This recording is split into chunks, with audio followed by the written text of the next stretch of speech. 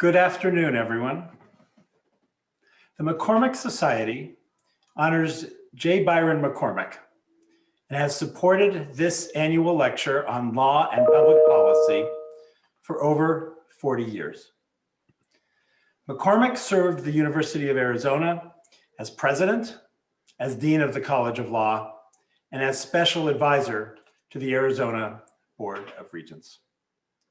This is one of the oldest continuing distinguished lecture series here at the U of A and at the College of Law. We thank the Society for making this possible and invite each of you to become a member of the McCormick Society. Information will be available in the chat and at the end of tonight's presentation. But now, you have the chance to hear from one of our country's leading journalists. Since 1995, when she began her career as a writer for The New Yorker, Jane Mayer has been a force of nature in political investigative journalism. Twice nominated by the Wall Street Journal for a Pulitzer Prize in feature writing, Mayer made history as the journal's first female White House correspondent. She is currently the chief correspondent for The New Yorker and was recently named one of the 35 most powerful media figures by The Hollywood Reporter. Her most recent book, Dark Money: The Hidden History of the Billionaires Behind the Rise of the Radical Right, has sold more than 400,000 copies and was named one of the 10 best books of the year by the New York Times.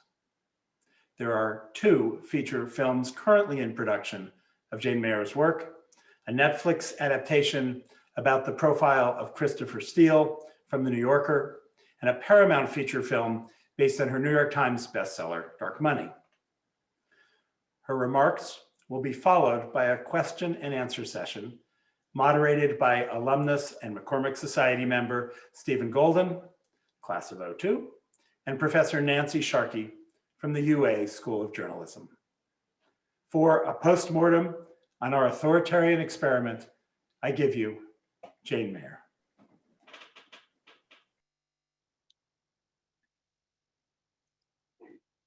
Hi, thank you so much for the wonderful introduction. I am really pleased to be able to join you tonight, though I wish it were in person since I'm in freezing Washington, D.C.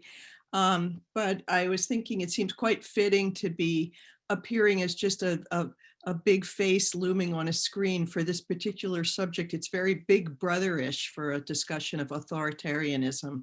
I'm going to try to keep my talk short so that we have plenty of time for discussion and hopefully questions from the audience. And also because the truth is that I'm a reporter, partly because I tend to have more questions than answers. So I'm better suited to give and take than to Olympian pronouncements.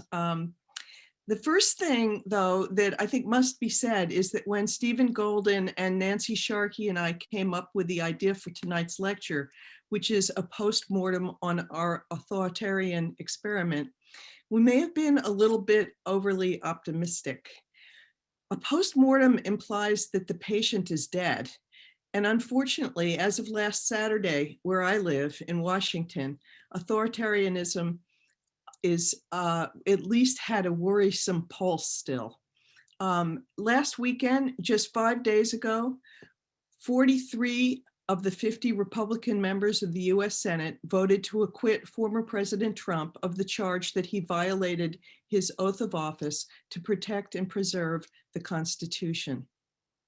This was despite evidence so overwhelming that even Mitch McConnell, the highest ranking Republican in the Senate, bought into it, acknowledging, albeit after acquitting the former president, that Trump had engaged in one of the most dangerously anti-democratic acts imaginable. There was, he put it, no doubt, he said, none whatsoever, that Trump bore responsibility for inciting the violent mob on January 6th in a desperate attempt to try to overturn a national election in the world's most powerful democracy. McConnell scorched Trump in his conspiracy for his conspiracy mongering and his supporters, including the QAnon following Congresswoman Marjorie Taylor Greene, calling their unhinged extremism a cancer on the Republican Party.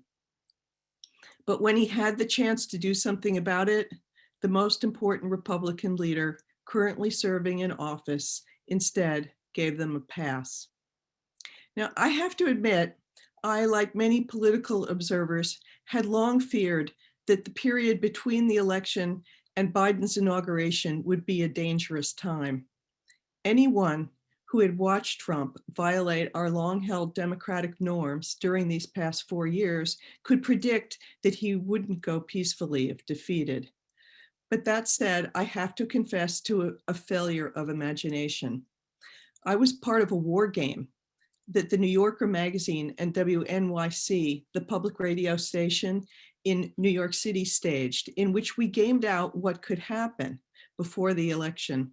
And while we foresaw that the state election officials and state legislatures would become targets of Trump's political pressure, and also that he might foment violence of some sort if he lost, none of us predicted that he would command his supporters to storm the Capitol as Congress was about to certify his defeat, and then sit idly by, watching it all on television as they ransacked the heart of our democratic government, stalking the halls, murdering a Capitol police officer, and looking for Mike Pence to hang. As a reporter trying to make sense of all of this, I find we're at one of those glass half full or half empty moments. You can either focus on how perilously close we came to a full authoritarian style coup, or you can point out that it didn't happen and celebrate the strength of our democratic institutions for holding strong, unlike so many other countries facing takeovers by authoritarian strongmen around the world and throughout history. Both points are true. It was a chillingly close call, but for a few brave and patriotic officials, such as Brad Raffensperger, Georgia's Republican Secretary of State, who put the country and the rule of law above their party, the presidential election could have been stolen for real. And but for a few courageous Capitol Police officers, Nancy Pelosi truly might have been killed, as could have been many others.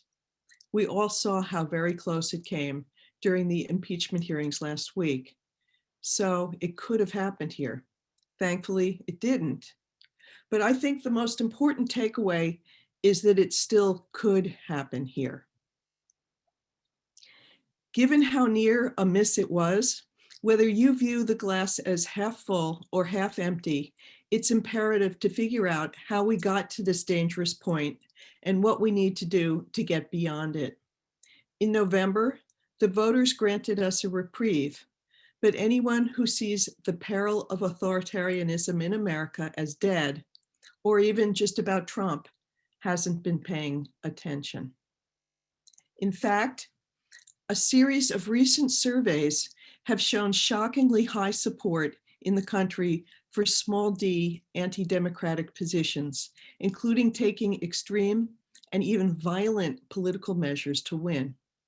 The conservative American Enterprise Institute released a poll just last week showing that a majority of Republican voters agreed with the proposition that it may be necessary to, quote, use force, unquote, to, quote, save the traditional way of American life. And nearly a third of Republican voters in that same survey endorsed the QAnon delusion, claiming that Trump has been protecting the country from a ring of demonic child molesters populating the top ranks of the Democratic Party and the US government.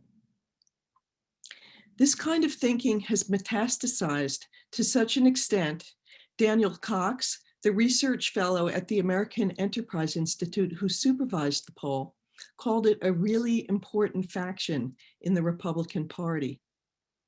And while we can say that these extreme views are held by only a faction within the Republican Party, fully 75% of Republican voters continue to want Trump to play a major role in politics, according to a Quinnipiac poll last week.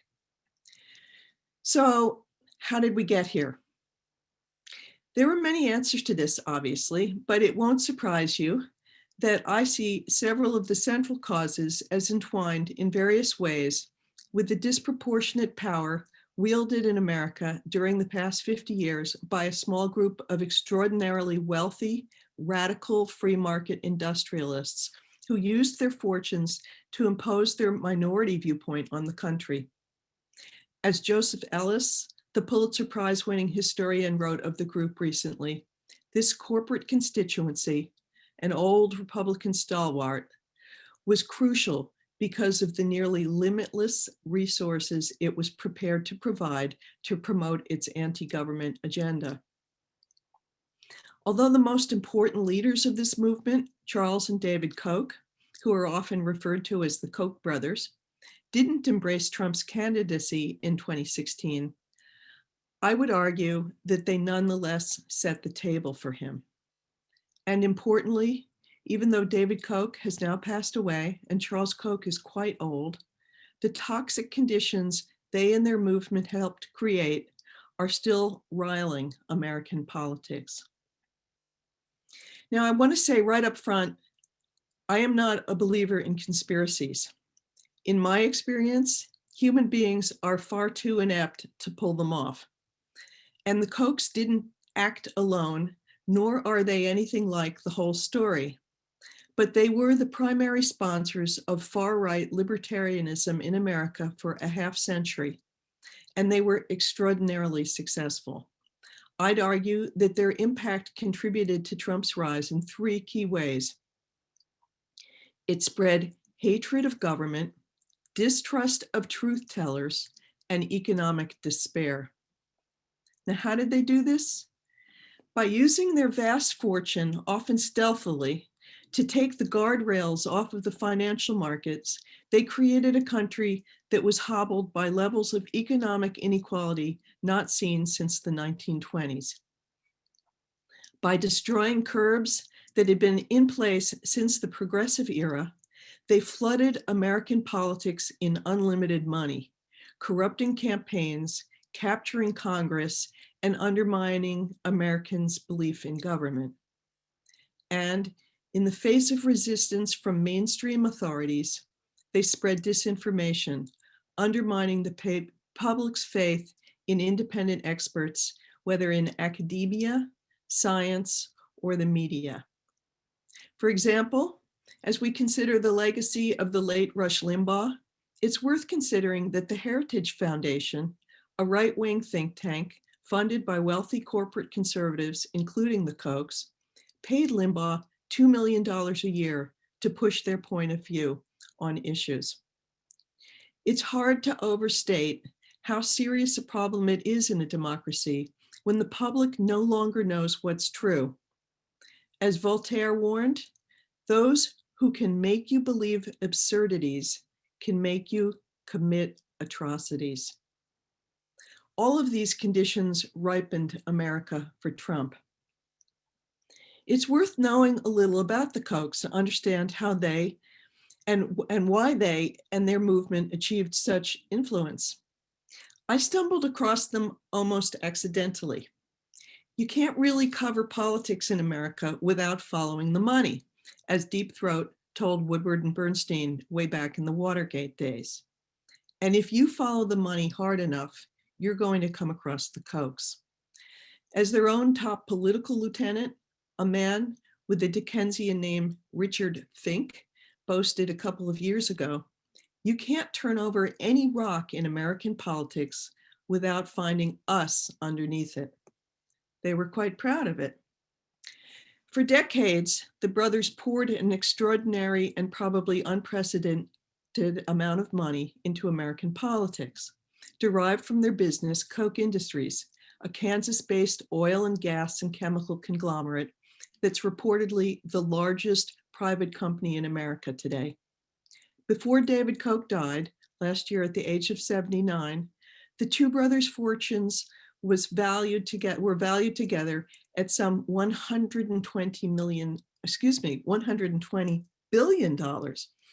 making them together worth more than Jeff Bezos, the Amazon CEO, and more than Bill Gates, the founder of Microsoft. But while their net worth was spectacular, their most important legacy was their impact on American politics. For decades, these two relatively unknown brothers financed the Republican Party's takeover by economic radicals, determined to slash taxes on corporations and the wealthy, and starve government programs, particularly in the areas of the social safety net and environmental protection. The Kochs pushed these policies as beneficial to all, but without a doubt, they were good for the Kochs. Interestingly, they cast themselves as outsiders who resented the Eastern establishment, forerunners of the populist plutocrats of the Trump era. Their father, Fred Koch, who grew up in a small town in Texas, developed a new process for refining oil. But he believed that the major oil companies used their monopoly power to block him. Unable to sell his invention in America, he shopped it elsewhere in the world. Remarkably, the first place Fred Koch ended up succeeding after looking for foreign markets was in the communist Soviet Union. He built refineries for Joseph Stalin. Then, after the Russians figured out how to copy his blueprints, he went to work building a refinery for Adolf Hitler. The German refinery, which was completed in 1935, after Hitler personally greenlighted it, was uniquely capable of producing the high-octane fuel needed by the Nazi air fleet, and so became hugely important to Hitler's war machine, according to historians I interviewed. Now, this is not to say that Fred Koch was a Nazi. He was a hard-driving businessman in search of his fortune wherever he could make it. It's unclear what his views of Hitler were before America entered the war. But interestingly, given the subject of our focus tonight on authoritarianism, in 1938, when Hitler's aims were by then unmistakable, he wrote admiringly about fascism in Germany and elsewhere, drawing an invidious comparison to America under Franklin Roosevelt's New Deal. Although no one else agrees with me, he wrote in a letter to a friend, I am of the opinion that the only sound countries in the world today are Germany, Italy, and Japan. Now, according to several who knew him, Fred Koch later deeply felt guilty about his work for Stalin in particular. And back in Kansas, he became one of the founding members of the virulently right-wing anti-communist John Birch Society, passing on an almost phobic hatred of centralized government to his sons. The family's beliefs were so far out on the fringe, even William F. Buckley, the conservative icon, called their strain of anti-government politics anarcho-totalitarianism. Buckley famously tried to purge such extremists from the conservative movement, but the Kochs, it seems, kept the fringe alive. In fact, Fred Koch was considered such a kook in his day, the FBI kept a file on him as a potentially dangerous radical. Given this, it's not surprising that, like other members of the John Birch Society, the Kochs preferred to operate outside of the public eye. They had a family saying, which was, it's when the whale spouts that he gets harpooned. They preferred to stay underwater. Charles Koch, the second of the four boys, was especially driven and ambitious. He and his brother David shared their father's political views, joining the John Birch Society. At first, they tried to gain power in the usual way by running for office. But their ideas were so far to the right of the American mainstream, they soon gave up. In 1980, Charles Koch got David to run for vice president on the Libertarian Party ticket. The aim was to run against Ronald Reagan from the right, because the Kochs thought that Reagan was too liberal. By the time it was done, David spent nearly $2 million on his own candidacy and failed miserably. The Libertarians got less than 1% of the vote that year. It's not surprising that they lost when you look at the party platform. They were running on a promise to practically abolish the federal government. The Kochs, who were fans of the Austrian economic school of Ludwig von Mises and Friedrich Hayek, believed that the only legitimate role for government was to safeguard private property. All other government expenditures, from their standpoint, were akin to socialism, or the creeping communism that their father had taught them to revile. The government, as one of Charles's mentors, Robert Lefevre, put it, was a disease masquerading as its own cure. The 1980 Libertarian Party platform therefore called for the abolition of virtually every modern social program, including Social Security, Medicaid, and Medicare.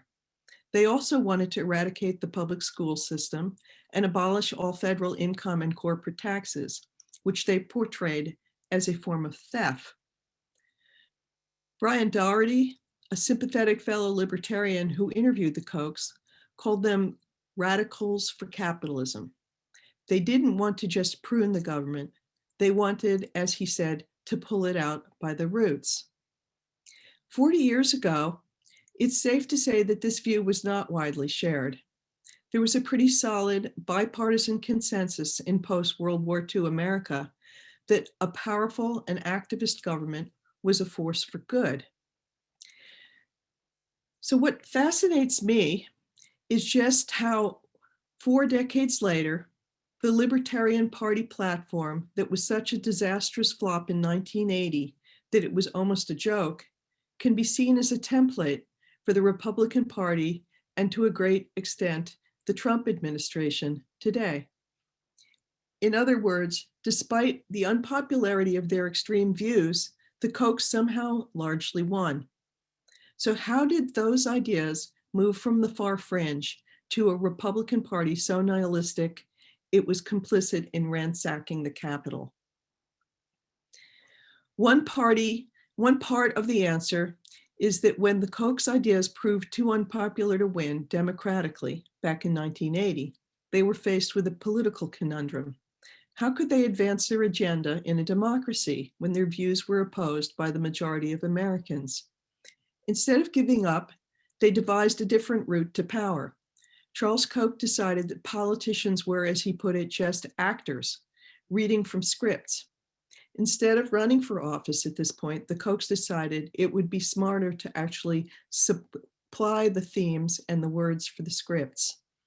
And so, starting at least as early as 1980, they began strategically funding efforts at almost every level to transform America along the lines of their ultra-free market, anti-tax, and small government ideology, not from center stage as public candidates, but from the wings as big and often secret financial donors. Both Charles and David Koch were bright and well-educated. They both had undergraduate and graduate degrees from MIT. And in many ways, they approached the takeover of American politics as an engineering challenge. Much of what they funded was the ideological equivalent of a factory. They approached the manufacture of political change like any other product. To achieve it, they followed a 3-step process laid out in a paper they called The Structure of Social Change. Key to the effort was challenging and replacing the existing liberal establishment by producing alternative facts, you might call them, in the universities, the news media, the religious pulpits, the courts, and the sciences. Trump may have defined these inconveniently independent voices of expertise as enemies of the American people, but the Kochs led the way. Most of this was achieved through the creation of an array of interconnecting non-profit groups, many of which were built with tax-deductible donations. By using this weaponized philanthropy, as I call it in my book, Dark Money, they blanketed the country in what Kellyanne Conway has called alternative facts. Kurt Davies, the former research director of the progressive environmental group Greenpeace, spent months trying to trace the funds flowing into a web of nonprofit corporations and talking heads, all denying the reality of global warming, as if working from the same script. What he discovered was that from 2005 until 2008, a single source, the Kochs, poured $25 million into dozens of different groups fighting climate reform. The sum was staggering. The two brothers had outspent the world's largest oil company, ExxonMobil, by a factor of 3. The only explanation that the environmentalist Michael Mann could provide me when I asked why the US, unlike every other country in the world, was retreating from action on climate change, were the hundreds of millions of dollars spent on disinformation by fossil fuel interests, including the Kochs in this country. The distance from lying to the country on a massive scale about climate change to the big lies that Trump has told is just a baby step. The Koch's political efforts have gone through many stages. In 2003, they came up with perhaps their best idea. Rather than funding their private political machine on their own, they began holding semi-annual summits at posh resorts with other hugely wealthy conservatives in hopes of pooling the donors' cash for more impact. These secretive donor summits really became the Koch's magic trick, a force multiplier that uses other people's money. By doing so, they created, in essence, a rich people's movement. And in 2010, by organizing all across the country, they even managed to convince a lot of ordinary voters to join what became the Tea Party Rebellion, a prototype for the Make America Great Again movement. The Koch group's war chest exerted an almost magnetic pull on the Republican Party, drawing candidates towards the big donors' views. But these elite donors arguably pulled the Republican Party away from its base, leaving many ordinary Republican voters feeling overlooked and resentful. It was a perfect opening for a populist disruptor like Trump. As has been well chronicled, Trump was one of the Republican candidates, one of the only Republican candidates who didn't seek the Koch support in 2016 or receive it.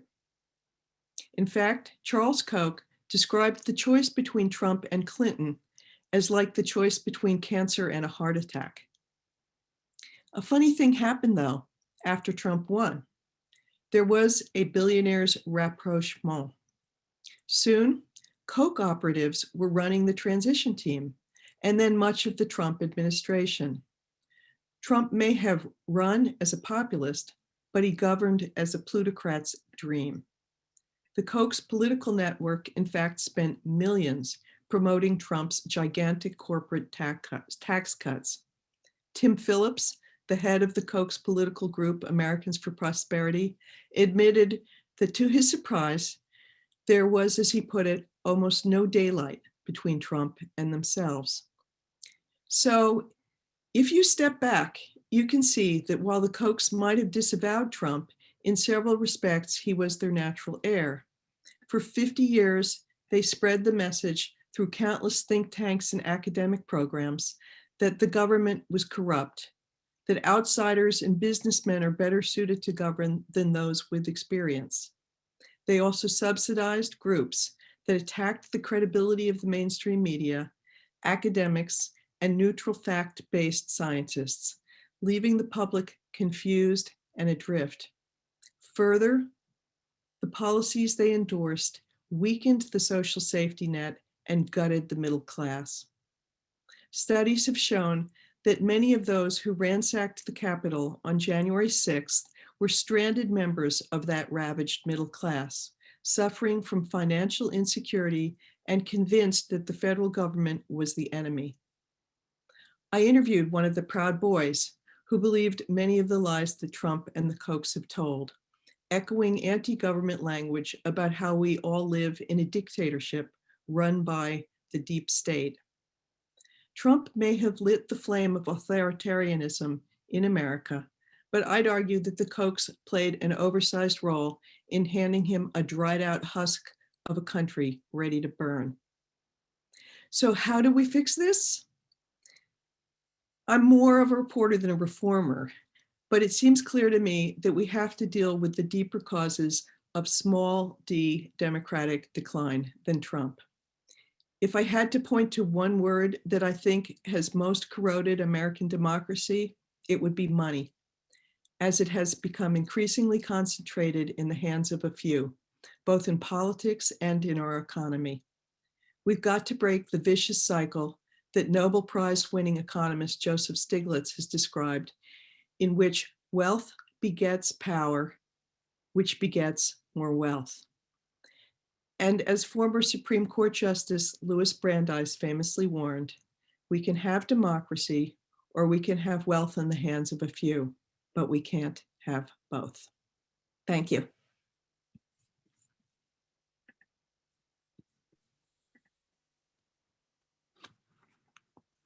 Thank you so much, Jane, for that illuminating, chilling discussion on how America was ripened for Trump and the live threats we still face. Stephen and I have a couple of questions. I know our audience does, and I want to remind the audience that you can go to the Q&A tab on your Zoom frame and type your questions in there. Stephen and I can see them. So Jane, dark money follows the money, as you said, and exposed what you've called the Cocktopus, that network they've funded since the 80s, and as you describe, have helped reshape public opinion toward their libertarian, anti-government, pro-fossil fuel views. You quoted Pickles the Proud Boy, which was an incredible piece that you recently in the New Yorker. And just the other day, I thought of you because that mayor from Colorado City, Texas, in the face of this freeze, seems to embody the Koch worldview, doesn't he? When he tells his freezing constituents, essentially, you're a bunch of socialists if you think the government is responsible for handouts like clean water and electricity. So Cocktopus reaches into our university and lots of others, 100 million, I think it's spending last year. Two questions for you, Jane. How effective has this investment in universities been? And second, you mentioned small d Democrats, but big D Democrats and leftists. Should the left set up an equivalent political apparatus along the Cocktopus lines? I think Tom Steyer still has some money left, doesn't he?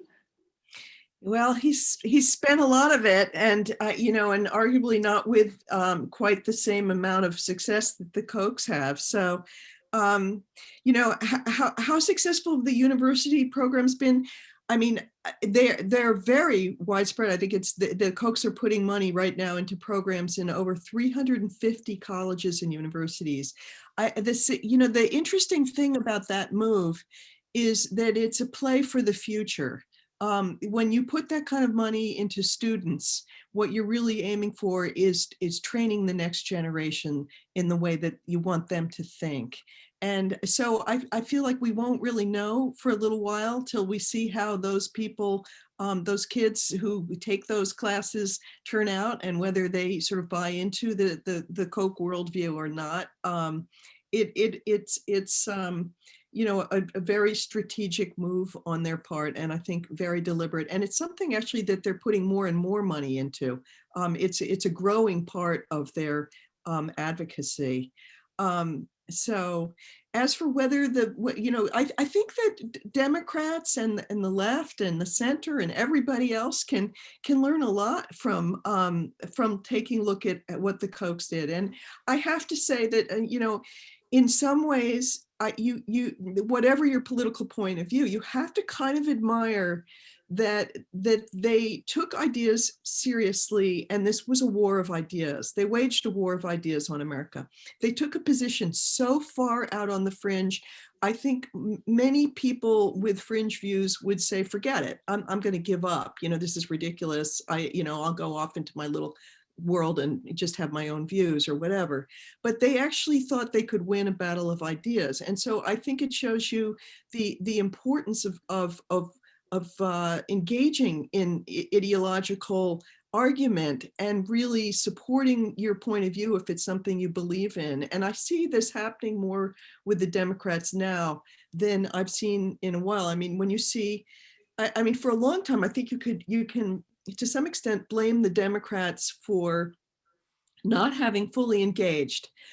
There were a number of years in which Democrats sounded like sort of pale imitations of of libertarians in some ways. I mean, you heard Bill Clinton said the era of big government is over. You know, making big government into the enemy is a way saying that the Koch worldview is right. And I think what you're beginning to see with the people around Biden, even though he's not a leftist by any means, but what you're seeing is people saying, go big, go bold. You're not going to win by cutting what you want in half before you even start.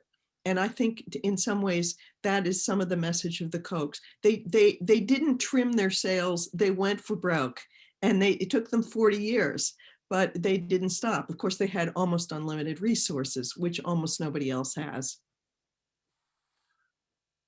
Jane, let me stay with the Kochs for just a minute. Charles Koch said just before the November elections that he regretted his partisanship. Boy, did we screw up, he said. And he said he's turning his attention to poverty, addiction, gang violence, homelessness, wonderful causes. But if we take him at his word, it means that his money will not be there to fund the political stuff that he has in the past. And with Sheldon Adelson's death as well and his money disappearing, is this going to make a difference in the public discourse, or is it too late to change quickly? Well, I hate to be cynical, but I do follow the money. And while Charles Koch about every 2 years makes a pronouncement about being bipartisan and not wanting to, I mean, he doesn't like conventional partisan politics. He's playing a different game, a much more ideological game. So he's never liked politicians that much, but followed the money in the Koch organization. And they funded, I think I may get this wrong, so don't hold me to it, but I do believe they put money into almost every single senator's race who voted against certifying the Electoral College vote in Congress. You cannot get more partisan than the senators who they backed, if that's so. They have not withdrawn from that whatsoever, and they've of course put a tremendous amount of money in trying to hold the Senate in Republican hands. I mean, they're gigantic funders of American politics on the Republican side, and the only Democrats that I see them ever backing. Occasionally, there's a Democrat in some area where they have a corporate node, you know, a refinery or something like that, and they do it for sort of practical reasons to have connections there. That they have a very partisan pattern of giving. You know, I mean, but that said, okay, really, there can never be enough billionaires looking at the question of poverty, addiction, social, you know, criminal justice reform. We all have to welcome help from wherever it comes, but I have yet to see them become a bipartisan organization. So let me turn to one of the biggest beats you've had recently, which is the man you describe as having a dead-eyed, laconic manner, Mitch McConnell. Man, there are better beats out there, Jane. But your most recent piece, your letter from Washington, included a great quote that said he was Houdini-like in escaping his own devil's pacts. You spoke of your reaction to his acquittal, then the condemnation, which is the script for a censure, basically. But how do you see him working with Schumer and Biden, if at all? They're colleagues from a long way back. And will he be able to block the Biden agenda as successfully as he blocked Obama's? You know, I remember Joe Biden talking once about his negotiations with McConnell, and at some point, you know, when Biden put forth some proposal, McConnell just looked at him and said, "You must be mistaking me for someone who gives and I'll say damn." He is a cold-hearted man who will just do what's in his interest. And what's in his interest right now, I mean, I've spent months trying to understand McConnell and interviewing everybody who's known him throughout his life. And I have to say, if in my view, what he's doing is what he's always done, which is he's got an eye towards preserving his power. He wants to get back in the majority, have the Republicans win the majority in 2022 in the Senate. He wants to become majority leader again. It's been his lifelong ambition to be majority leader in the Senate. And he right now wants to break the record for the one that's in there the longest. So what will he do with Biden and the Democrats, Schumer? He'll do anything that he thinks helps the Republicans win. I mean, we can never forget his famous statement when he was asked after Obama had been elected what his greatest ambition was politically at that point. And he didn't say, I want to fix schools, I want to put judges on the courts, I want to do whatever. There was no program in his mind. His answer was, his greatest hope was to make sure Obama was a one-term president. And that's how he thinks. His greatest hope right now is to make sure he's the majority leader after the 2022 election. The defining pillars in our public discourse for the last 5 years have been the right's fake news, while the left was sitting around clutching its pearls. The biggest divide now, maybe not right versus left, but the Republican Party versus its own right wing, as evidenced by McConnell's denunciation of Trump and Kevin McCarthy's pleading obeisance trip to Mar-a-Lago. What do you think the Republican Party is going to look like as we go into the 2022 midterms? You know, I mean, I think right now they've got a serious problem on their hands. They are really, truly divided. And the problem is they're sort of, you know, someone described it to me as that Mitch McConnell standing above it is a little bit like the cartoon character that's got one foot on both sides of a cliff and it's getting wider and wider and his pants are about to split. And the two sides of that cliff are, on one side, you've got big corporate donors who tend to be somewhat centrist or at least kind of anti-controversy. And they have to do business in the real world where they can't, they need customers who are not turned off by their politics. And then on the other side, you've got this increasingly radicalized Trump base. And they're going in opposite directions here. And somehow the party needs both of those factions to get enough votes to win. And so it is a real problem for them. It's, you know, I'm watching it with fascination. I don't know how they're going to span it exactly. And you can see this intense tussle between Trump and McConnell over it. You know, I know what's one of the things that McConnell most fears is a replay of what happened during the Tea Party years, when the far right faction of the Republican Party put up candidates who were so far out they couldn't win, and Democrats took the seats. And that's really why McConnell's so upset about this, I think. He doesn't want candidates who are so far out that they can't beat the Democrats. We're getting some great questions from the audience, and let me lump two sets of questions together. One is essentially all of the others, the Olins, the Scaife, the Mercers, and Murdoch's role in breaking down democratic norms and paving the way for Trump. So that's one piece of it. And the second, who succeeds Koch? Charles is, I don't know, I think you said how old he is, but he's aging. David just died. What's the succession in Koch, in the Koch foundations? Okay, taking the last question first. Charles has a son named Chase, who is the rising heir in Koch Industries, but he doesn't really have the same kind of political instincts his father does. I mean, he's very conservative. I mean, I think Charles Koch is almost one of a kind. He's really a fascinating character. You don't come across them too often like that.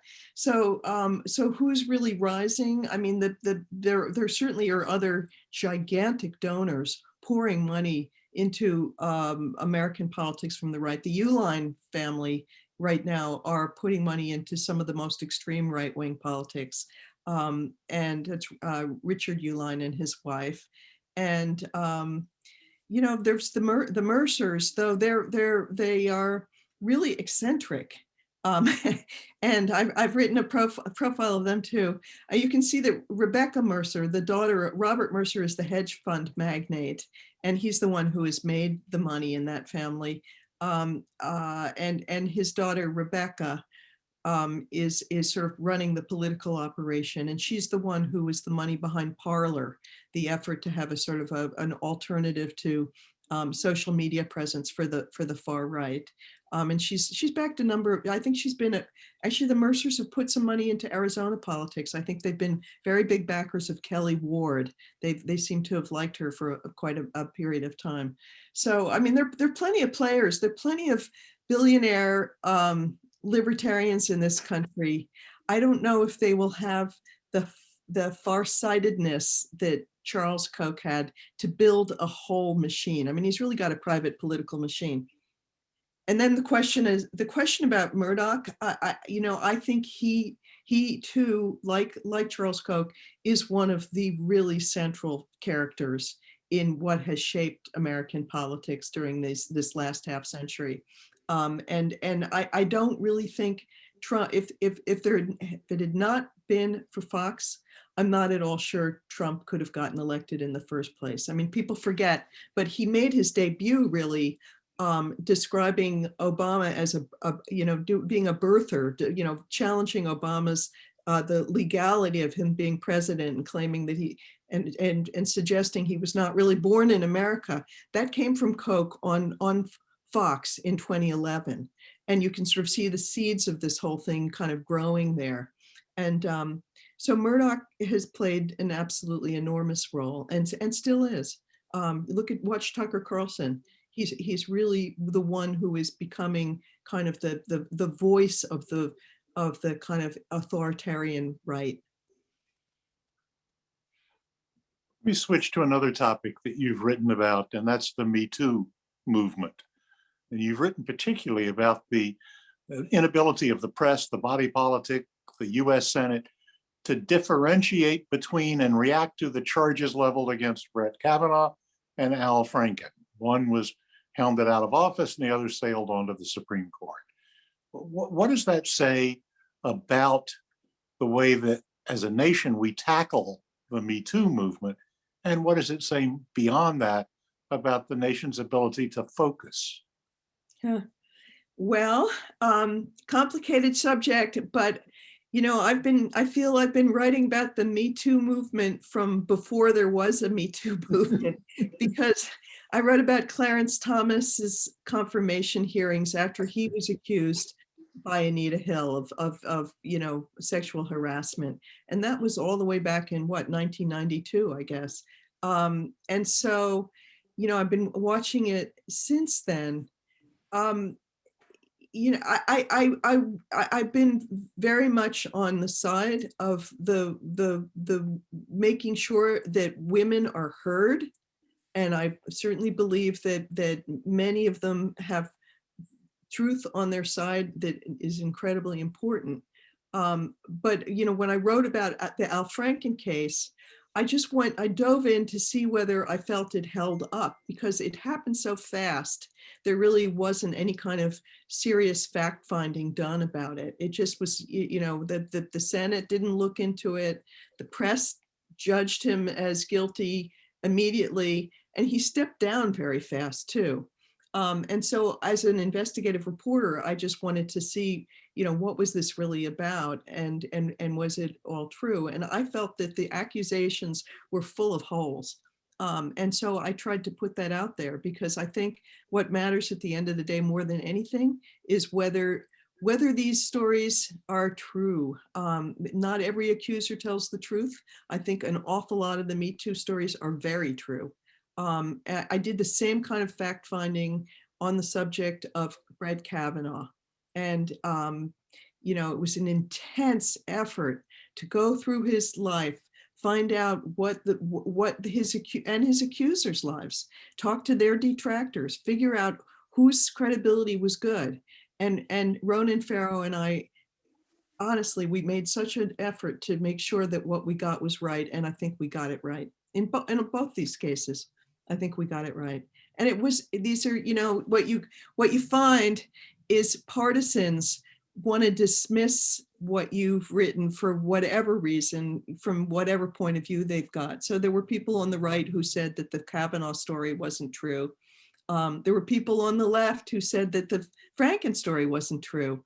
There were, I've also done a Me Too story about the Attorney General in New York State, Eric Schneiderman, who was one of the most effective Democrats, and he was one of Trump's greatest antagonists.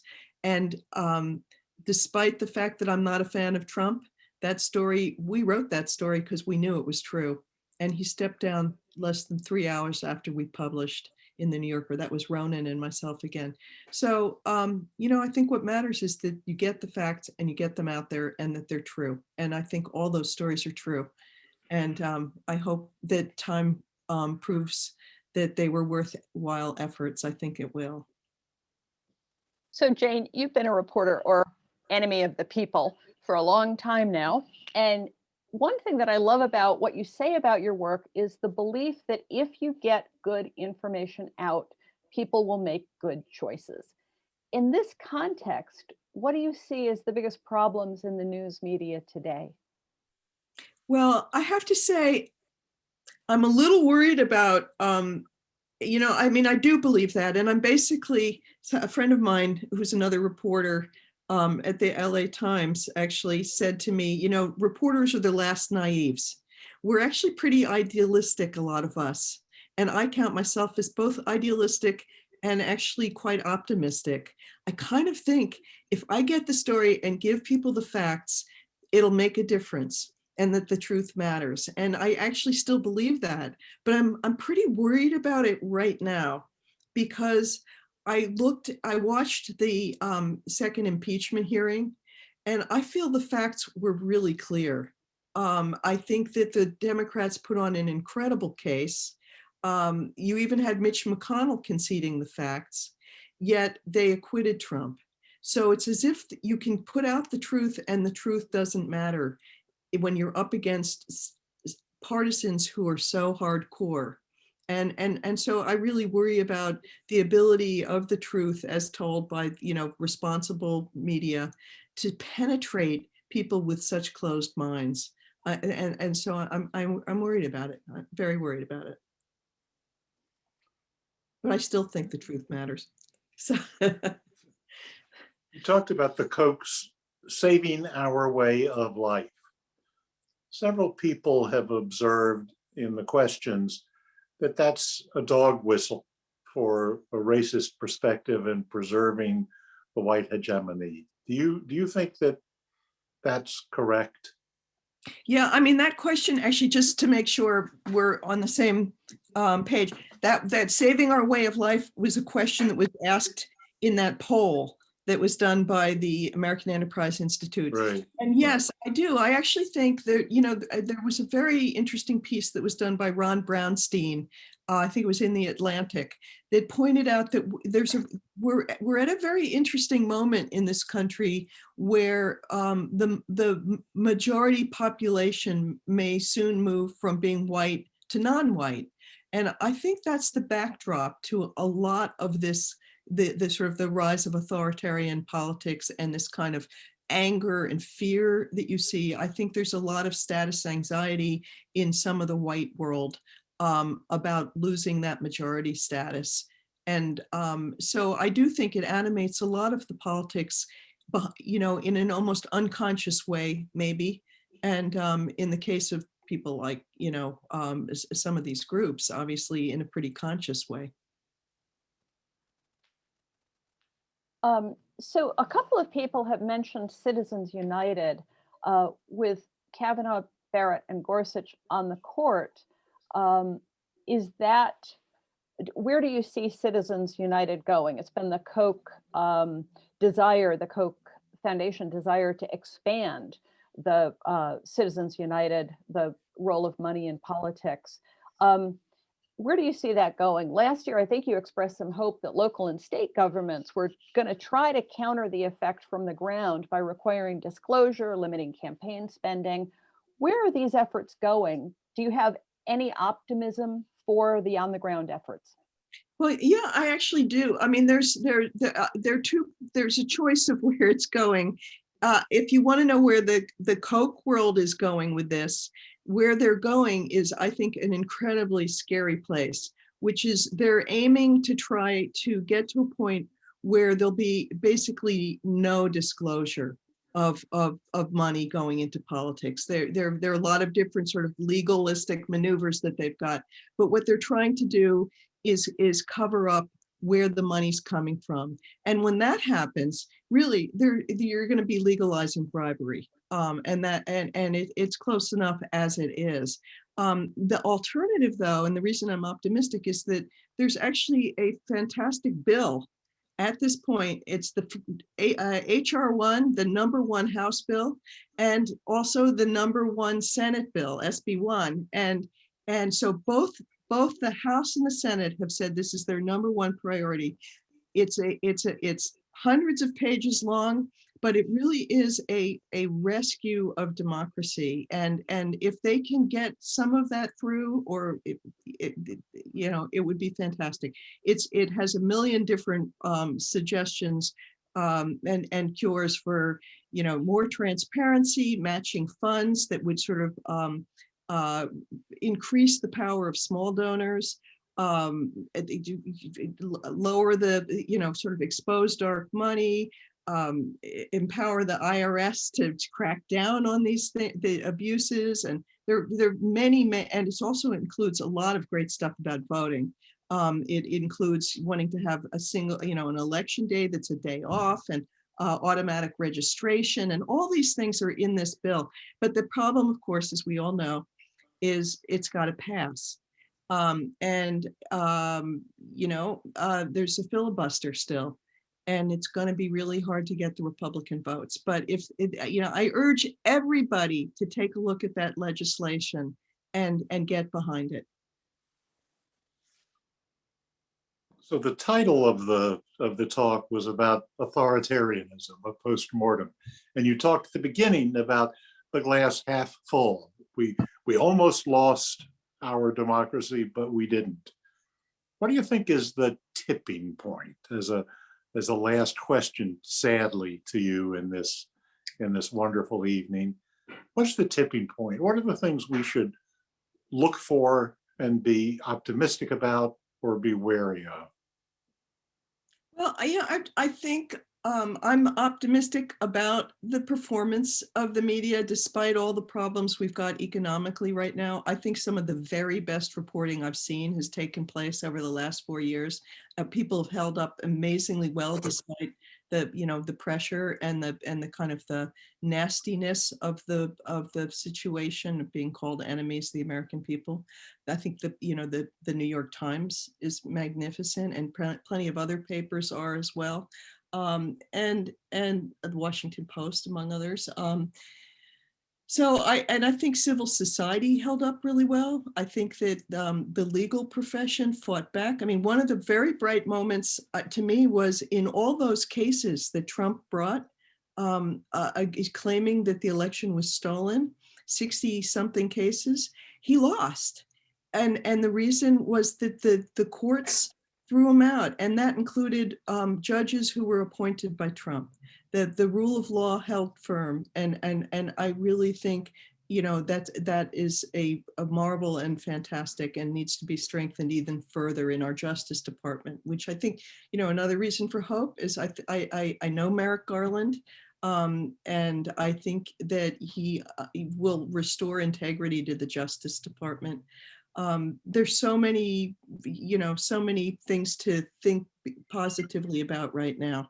So I just think we really need to understand the causes. And I think, as I've said in my talk, so many of the causes go beyond Trump. We got an economy where people are really hurting and are really angry and are left out.